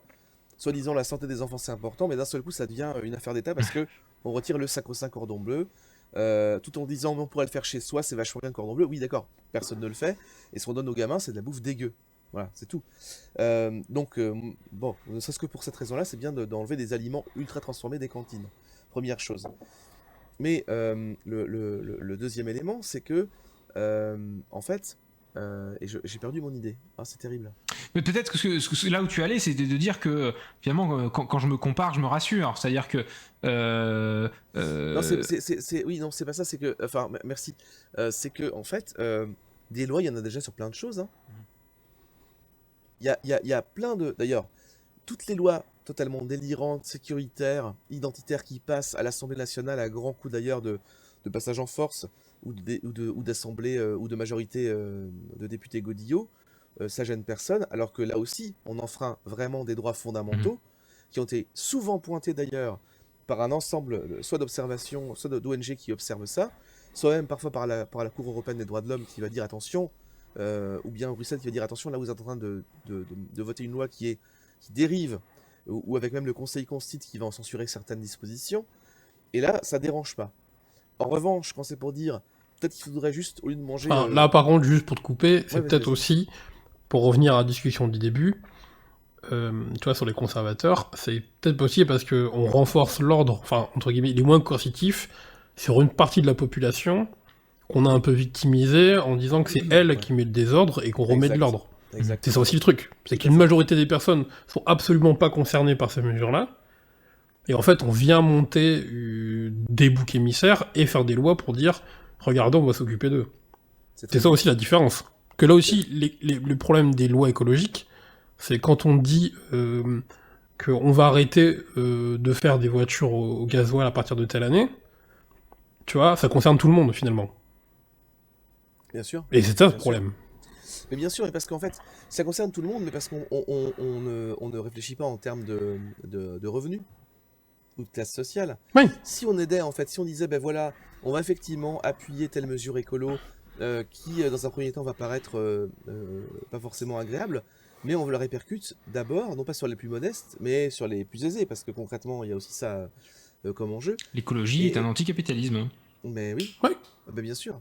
Évidemment. Bien sûr, mais de toute façon, si vous voulez... en C'est fait, pas une maladie. Hein. et c'est pas une maladie. Le capitalisme Moi, aussi, mais... J'ai des gens autour de moi qui sont pas du tout aisés, en fait, et qui sont écolos. Et c'est tout à fait faisable. Hein. Il s'agit Non, pas et d'ailleurs, à l'inverse, c'est pas la question, mais... aussi pour sortir un peu de l'étiquette, une autre à rajouter au woke, etc., du bobo écolo de centre-ville, etc., bon... c'est aussi un peu court, mais il faudrait pas que, au contraire, l'écologie devienne un droit à polluer. C'est-à-dire qu'il y a aussi une limite dans la logique d'écotaxe en général. C'est aussi pour ça que moi, en tant qu'économiste, je me méfie beaucoup des gens qui considèrent, ou qui pensent comme des économistes en disant la taxe carbone va tout résoudre parce que ça va amener vers un nouvel équilibre de marché. Bon, déjà, l'équilibre de marché, qu'est-ce que ça veut dire ? Mais même en admettant ça, il faut reconnaître que du coup, ça revient à pouvoir se payer un droit à polluer, ce qui va évidemment du coup renforcer des inégalités. Donc, à mon avis, cette question-là aussi est essentielle. Ouais. Entièrement d'accord avec ça. Entièrement d'accord avec toi là-dessus. Mais peut-être pour conclure rapidement, tu évoquais justement l'Europe. Tu évoquais l'Europe et notamment la Cour de justice qui, justement, et là cette fois-ci je parlerai de manière plus personnelle et pas juste pour me faire l'avocat du diable. Moi, je vais te dire, j'ai adoré la lecture de ton livre et je suis derrière 90-95% de ce qu'il y a écrit. Mais tu m'as perdu à la page 106, 107, je crois. Donc quand même, tu vois, c'est assez loin. C'est que tu fais l'éloge de certains autres systèmes que le système un peu à la française, etc. Tu prends du coup aussi en exemple certaines fédérations, démocratie fédérale. Tu prends notamment l'exemple de l'Allemagne. Et puis tu fais aussi le constat, mais ça tout le monde le fait, que tout seul dans son coin, ça peut marcher. C'est un changement qui doit être systémique et donc notamment mondial. Et donc, mais tu traites aussi quand même beaucoup de la question de souveraineté. Et tu pars du principe que il faut faire ça sans l'Europe, en tout cas telle que l'Europe telle qu'elle existe aujourd'hui. Alors, je suis le premier à critiquer l'Union européenne. Hein. Moi, je crois, ceci dit, et ça c'est plus personnel, je trouve que c'est une belle idée de pouvoir faire une Europe fédérale, parce qu'il faut quelque part justement un fonctionnement qui permette non seulement de remettre du sens au local et au très local, mais qu'il puisse y avoir aussi une collaboration en bonne intelligence entre les États. Est-ce que l'Union européenne, dans l'état actuel des choses, est capable de nous la donner ? Ça, c'est moins sûr, mais c'est quand même mieux que si c'était pas là.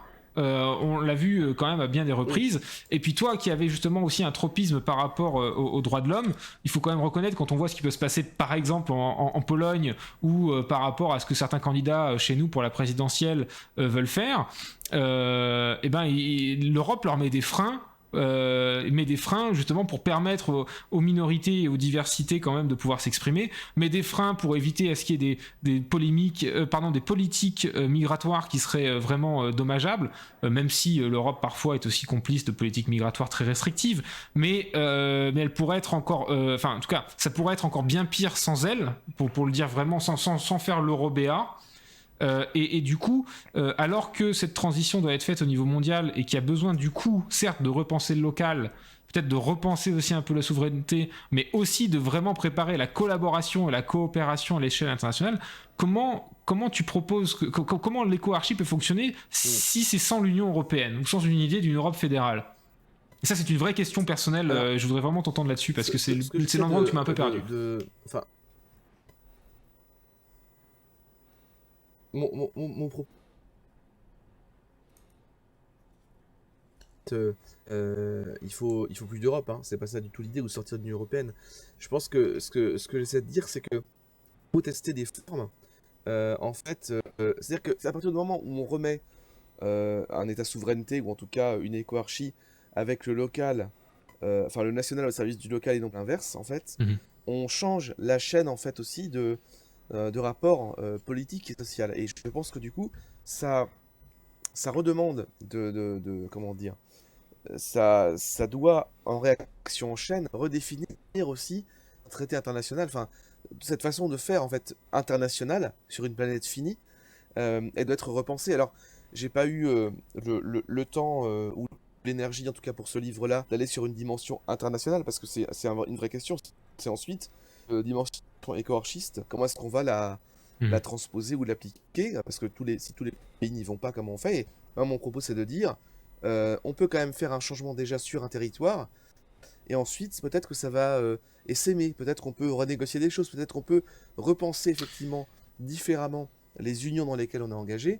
Il s'agit évidemment pas de dire, je suis un Arnaud Montebourg ou autre, je suis pas un anti-européen avec une logique territoriale très fantasmée, avec les deux bottes dans la boue pour faire genre je suis du terroir, c'est pas ça l'idée, mais c'est de dire si on change véritablement la hiérarchie de l'organisation politique, alors ça veut dire qu'on change aussi finalement la manière dont on envisage cette Union européenne, par exemple, pour ne citer qu'elle, ou d'autres types d'unions.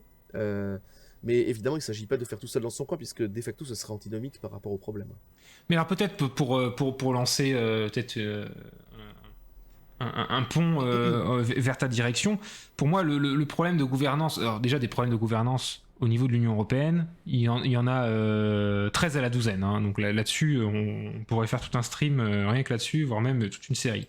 Là-dessus, on est d'accord, notamment l'unanimité au sein du Conseil qui fait que c'est finalement l'impulsion de Biden qui crée un minimum sur les taxes sur l'assiette commune des entreprises, alors que l'Union européenne n'a jamais été capable de le faire. Donc des échecs au niveau gouvernance, très bien. Mais là où il faut remettre un peu plus de local, mais aussi penser le niveau continental, y a des pays qui s'en sortent mieux que d'autres, et même si c'est pas que des exemples sur toute la ligne, la Belgique ou l'Allemagne par exemple, qui sont des pays fédéraux, ont du coup des régions fédérées qui ont plus de reconnaissance au niveau de l'Union européenne et du fonctionnement européen, et que finalement tous ceux qui prétendent qu'il faudrait changer la gouvernance européenne pour que la France s'en sorte mieux et permette tout ça, devraient peut-être plutôt se poser la question à l'inverse, c'est de se dire, est-ce que c'est pas la gouvernance française qui pose problème par rapport à la manière dont pourrait encore mieux fonctionner l'Union européenne, et notamment avec une idée d'une certaine décentralisation, et donc aussi pour les institutions européennes de mieux pouvoir capter ce qui doit se passer sur le terrain, parce que aussi la transition écologique, pendant le Green Deal, on parle de 1000 milliards sur 10 ans, etc., mais il va falloir aller identifier ensuite la copropriété qui a besoin de rénover son bâtiment, etc. C'est ultra micro, ça. C'est pas que des changements macro. Et donc, juste pour mettre en perspective le fait que s'il y a 150 choses à changer dans la gouvernance européenne, et que je suis le premier à être très vocal là-dessus, sur la question plus précise qu'on évoquait toi et moi, ou ici sur ce podcast, je me disais que peut-être que la gouvernance française ou la face est peut-être encore plus un frein à tout ça, parce qu'on est quand même dans un pays ultra centralisé qui empêche justement cette émergence plus locale, celle que tu décris, que tu appelles de tes voeux. C'est qu'on peut très bien être dans une logique d'état souveraineté tout en étant fédéral. Ouais. C'est pas antinomique. Ah, Et- clairement. mais la France a tendance à ne pas se penser comme ça pour des raisons historiques totalement. C'est-à-dire qu'on est dans un État qui s'est créé autour de la centralisation pour plein de raisons culturelles, politiques, enfin voilà. Et donc c'est compliqué, on le voit bien, de faire ses pas de côté. Et dès que on parle d'Europe fédérale, c'est la France qui freine parce que du coup, elle a l'impression qu'elle va être dépossédée de la nation, en fait, de pouvoir, de sa souveraineté, alors qu'une souveraineté, c'est pas. Enfin, l'Allemagne est souveraine et pour autant elle est fédérale, hein. Par Non, exemple, bien alors, sûr. on parle toujours de l'Allemagne, donc on peut parler d'autres pays qui sont souverains et fédéraux. La Belgique en est un exemple, par exemple. Enfin, l'Espagne, hein, qu'on oublie souvent, alors que c'est quand même, pour le coup, un exemple de fédéralisme aussi assez intéressant. Donc, mais finalement, on voit bien que là aussi, ça veut dire qu'il faudrait pouvoir penser à la réponse à ces changements climatiques de manière fédérale. Mais qui dit fédéral dit chacun doit être d'accord, et on voit bien qu'avec le fonctionnement actuel de l'Union européenne, si l'écologie n'est pas mise au niveau de l'Europe comme quelque chose qui est fondamental pour toutes et tous, et qu'on n'arrive pas à se mettre d'accord sur cette urgence-là, ben on va patauger encore très très longtemps dans une espèce de semi-semoule un peu tiédasse qui va faire qu'on avancera de manière très très irrégulière et très, très disparate, quoi. Eh bien, la semi-semoule, semi-tiédas, ce sera le mot de la fin. Je suis désolé de te laisser là-dessus. Pas de souci. Non, ça fait 1h30, même un peu plus, 1h40 qu'on est ensemble, donc ça fera un peu moins au montage, je pense, avec les quelques micro-coupures. L'occasion, ceci dit, en bonne et due forme, Albin, de te remercier d'une part pour ton temps ce soir, d'autre part pour les éclairages très pertinents que tu nous as fait, d'encourager bien évidemment nos auditrices et nos auditeurs à jeter un œil, que ce soit d'ailleurs à ta chaîne YouTube Pour ne rien dire, c'est le nom de la chaîne, hein, c'est pas le motto, c'est bien évidemment un jeu de mots puisque tu analyses voilà, des sujets aussi liés à ton expertise qui est la science du discours bien évidemment. De jeter un œil aussi à ton dernier ouvrage Éco-Archie aux éditions du Croquant, si je ne dis pas bêtise. C'est ça. Une grosse bise à Roland, merci aussi d'avoir pris le temps ce soir. Et puis de toute façon tu sauras dire au revoir aussi aux viewers. C'est dans mes cordes de savoir parler, dire au revoir. Ouais. On remercie du coup les auditeurs qui étaient là. Merci aux gens qui se sont manifestés sur le chat et ceux qui nous ont regardés ou écoutés d'une oreille. Merci à vous et Merci on se revoit beaucoup. très très bientôt. Et puis, alors si vous avez aimé ce contenu et qui a été rendu audible par Fastkill, qu'on embrasse, n'hésitez pas à jeter un œil au Patreon de Fastkill, patreon.com/Fastkill. Très important, bien évidemment. On le remercie et on vous dit à très bientôt. Merci et à la prochaine. Ciao. Ciao, ciao. Voilà. Alors, je coupe le Mumble. On est encore un petit peu en live là, hein, mais là, on coupe l'enregistrement. Albin, ce dont j'aurais besoin, c'est que normalement, tu auras 3 pistes. Et celle qui m'intéresse, c'est celle où il n'y a aucun nom. C'est-à-dire que la piste que tu as enregistrée de moi ou de Roland, il y aura écrit Ça Roland s'appelle ou moi. Recorder, normalement, pour Ouais, toi. et la tienne, il n'y aura pas ton nom, ce sera Recorder, et c'est celle-là qui m'intéresse. Elle sera un peu lourde, donc n'hésite pas à passer par WeTransfer. Si tu me l'envoies que demain je vais ou faire après-demain, c'est bien aussi. On n'est pas à 24 heures près. Voilà, l'occasion de remercier encore une fois les gens du chat, Madame, Mad Dame, je vais y arriver, Walex qui est passé aussi, Rachid que j'ai vu.